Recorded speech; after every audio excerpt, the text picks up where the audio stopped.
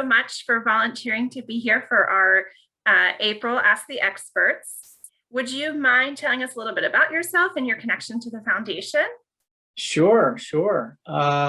My brother, John, had Guillain-Barré in 1997. It's easy for me to remember because we were having our second child and we were in Lamaze class on the first floor of Paley Hospital. My brother was in the ICU on the second floor. And one night while we were there, he went into code blue during one of our breaks, which is a memory that was scary. But he came out the other side and made a nice recovery. And he and his wife had a beautiful daughter shortly thereafter. So that's how we got involved with Guillain-Barré and met Estelle and the whole, well, not as much of a team as there is now, but got to know the organization. It's a great organization.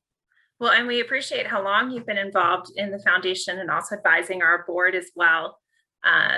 So thank you for all of your volunteering with the organization and supporting the organization. And I'm excited for today's topic, talking about financial planning, as that is very pertinent to your background. Mm-hmm. And, when we came up with this idea for this one, I think it's right around tax season and a lot of people are starting to think about finances as it's that time of the year. So we just wanted to have a conversation with you to get your advice and just, talk. I know this is time because of taxes and also because of everything we've gone through that people are making a resolution or a commitment to save more. What's your first steps for formalizing a plan? Yeah, that's always the hardest part with anything you're trying to create a new habit is starting.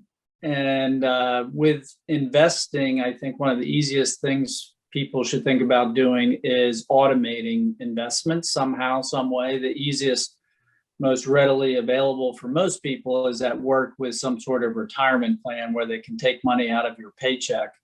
And I remember when the 401k plan started and doing the exercise of trying to teach people that, it's not really that painful to, set aside $100 or $1,000 per pay period.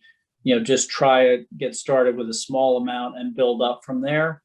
And the other easy rule of thumb is if you are fortunate enough to continue to get increases in your wages, to try to set aside that increase and keep your spending at the same level. That's what your husband told me to say. I knew you were trying to plant something in here.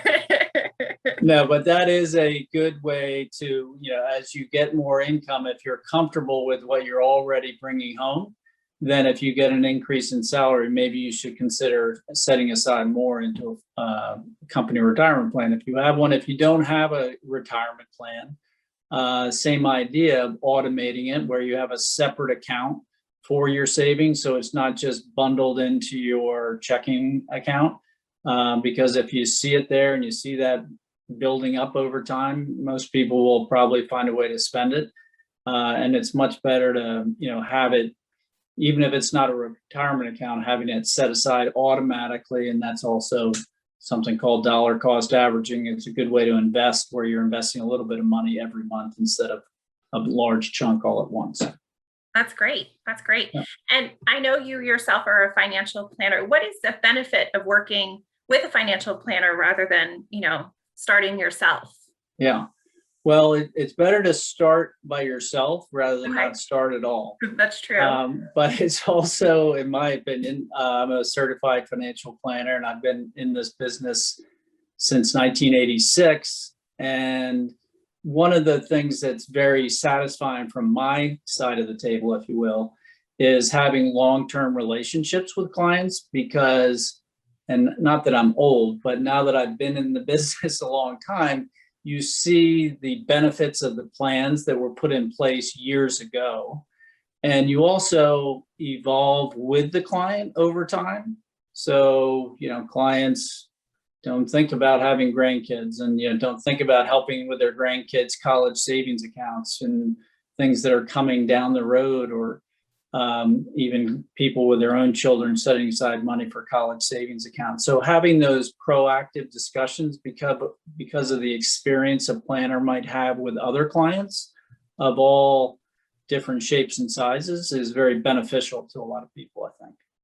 Yeah, that's a really good point. I mean, I know our kids are very young and everyone says time goes by so quickly. Yeah. So it's, smart to make those decisions now, thanks to your help. As you're intimately involved with our foundation and our patient population, some of our patients and our members are in the process of recovering from GBS. Others have a more chronic condition like CIDP. What financial advice do you have for someone who's kind of in this unexpected journey? How can they, prepare for their future when they've already been, going through this whole process? Well, I remember once again, going back to my brother getting sick, GBS is such quick onset, and I'm not as familiar with CIDP, but the quick onset of GBS literally blindsides people. And I think one of the benefits to financial planning, investing, automating things is also early on having the realization that plans need to be adjusted as times go by. People lose jobs, people lose spouses, people have more kids than they thought. People inherit money that they didn't anticipate. So there's a lot of different reasons that people need to plan ahead, but also with the backdrop that that the plans are going to need to change. Right. Right. Great. Thank you. Any rules or thumbs for saving or investing you'd like to share? Well, like I said before, I think automating is a great way to go. I also think having the realistic expectation for a given bucket of money. The easiest one is longer term retirement planning because your hands are tied as far as getting to the money. But even if you were to set aside money on your own personal investment accounts, if you can really focus on the long term for a portion of the money so that you're not worried about the market swings, and you can just continue to invest whether the market's up or down on a given day or month or year. And then if you do want to have and you should have some sort of reserve and set aside for emergencies, that money does need to be accessible and much more conservatively invested. And that's probably the first place to start in the investment spectrum. Just, the unforeseen, losing a job or becoming ill. It's a good idea to have some cash reserve built up. And then it'll give you the peace of mind to invest for longer term with other money. Great. I know we just talked about how federal taxes are due in almost a month. And I also know that there's been some changes to the tax laws within the last couple of years. Under the more recent tax changes, are there any ways that I can donate to the foundation and deduct my donation? I'm thinking about my tax savings for 2022. Yeah, I'm not a CPA or accountant, so I can't give tax advice per se, but the benefits of charitable giving changed a little bit a few years ago because they increased the standard deduction. So itemizing deductions for charities are not as beneficial or easy to come by for most people. I will say, just as an aside, I know that GBS and a lot of other organizations that we're involved with really appreciate any size donation. And at the beginning of any charitably inclined person's thought process should always be, I want to help the organization, one, and then second, do I get a deduction, not the other way around. So with that in mind, any gift is meaningful. And I think the long-term legacy gifting that we've seen at GBS with individuals giving year after year, whether it's small or large, the consistency is very important for all foundations. And I know it's important to GBS, but the deductions for one of the techniques that people have used the last few years are giving money directly from their IRA accounts. There's what's called a required minimum distribution that has to come out of IRAs. And if you have to take a certain dollar amount out, if you give that directly to a charity, then it's not a taxable distribution, and it satisfies that requirement to take money out of an IRA.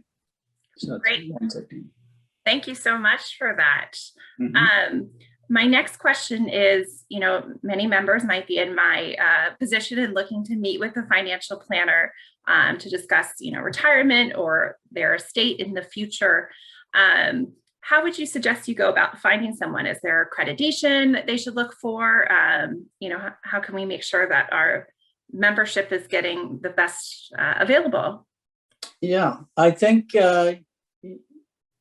when I get referrals, it's always nice to get a referral from a client that has worked with me for a number of years and through good times and bad, Mhm. and obviously feels good enough about the services our firm provides to refer us. So I think having a friend give you a name or two, and I do think it's a good idea. I met with many people over the year that are interviewing 2 or 3 people first before they begin. I think that's a good idea. It helps you get clarity on what you're looking for and questions to ask.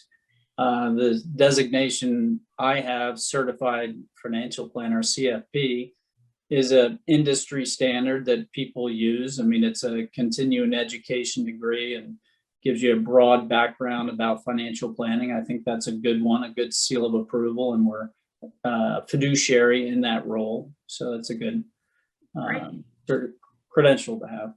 Thank you. And you mentioned interviewing, a couple of people to be your financial planner. Do you have any questions or things that we should ask? Yeah, I mean, it's a good idea to ask up front once you're laying your cards on the table about what your situation is and what you're trying to achieve, to ask directly, do you feel like we would benefit from using your services? And that will, if nothing else, generate an interesting answer. And it could be that somebody says, well, maybe we're not the right fit. Or there could be a variety of answers. So I think asking that up front, I think you want to ask how frequently you'll be communicating with the advisor, if you'll be communicating with the person you're interviewing with. Oh, that's a good point. Or their other colleagues within the firm. Our firm, for example, has 4 advisors and different ages and experience. So you want to match, what our view is to match what the client wants. So, you might have the youngest client want to work with the oldest advisor. If that's the way they want it, that's fine. But in general, there are some benefits to having somebody more from your background or age or, et cetera. So. Great. Thank you. And, I know that the next question is always a difficult time to think about, but when is the appropriate time to talk with your family or your loved ones or a financial planner about your will or estate? Well, kind of going back to the Blindsided by GBS story, my brother unfortunately passed away in 2009, unrelated to GBS, but we weren't anticipating that. So he fortunately had done some nice planning in advance of that. And, I guess the answer is now's a good time. If nothing else, a simple will. If you are married, a simple will, or if you're not married, a simple will describing how you want your assets to be distributed. Because if you don't take the small amount of time to do a simple will, then you're leaving a burden behind to your loved ones, and whatever assets you have are not going to be necessarily distributed how you thought. So it's worth taking the time. And it also brings up another point, having a investment professional helping you, and having an accountant and having an attorney, all on the same team, so that there's an open dialogue across everybody, behind the scenes, without your knowledge of every phone call or email, so that everybody's working for you and in connection. I think that's very helpful. And I think most investment professionals would be able to refer you to accountants or CPAs and attorneys if you don't have one. Great, great. And my last question is, if I was making my will or, talking to my loved ones about my estate and my assets. Is there any way that I can include the foundation to make a legacy gift? Yes, absolutely. And there's a couple of different ways to go about that. I'll just mention one idea that's become popular in the last few years, something called a donor advised fund, where people will contribute a larger sum than to put it into a donor advised fund. It's in your own family's name, and then you control how the money is distributed over time. Within that example, you could say half of this account on my passing will go to GBS. All of it could go to GBS, 10%, et cetera. So it's a very simplistic way to leave a legacy to a charitable organization like GBS. That's one idea. Also, a technique that a lot of people use is IRA beneficiary designations, because when people inherit IRAs, it's the most inefficient asset to distribute to a beneficiary, because it's taxed at the estate level, and it's also taxed upon distribution from the IRA that somebody inherits. So giving money away from an IRA, whether it's a portion of it or all of it, directly to a charity, is a very productive way to satisfy your desires to give to a charity after you pass. Great, great. Well, thank you very much for sharing your expertise with us. You're welcome. Any last words of advice or anything you'd like to share? Well, GBS-CIDP has been an important part of my journey here the last few years in my profession, starting out with a very small foundation. I think it had $100,000 in a couple of CDs. And some of the people that were giving $25 a year for many years named GBS-CIDP in their will, and to significant sums came in over the years. And it's a wonderful gesture on their part. It's not for everybody, but it's good planning takes place, and it's wonderful to see organizations like GBS-CIDP benefit from that. Yeah. Gifts like that really help us, put some of our big ticket items, into action. And of course, we appreciate any type of gift. Our average gift is actually $50, and it's just great to have our patients support, other patients. So we appreciate you volunteering your time, and thank you very much for being our, panelists for this April's Ask the Experts series. So thank you very much. You're welcome, Maddie. Thank you.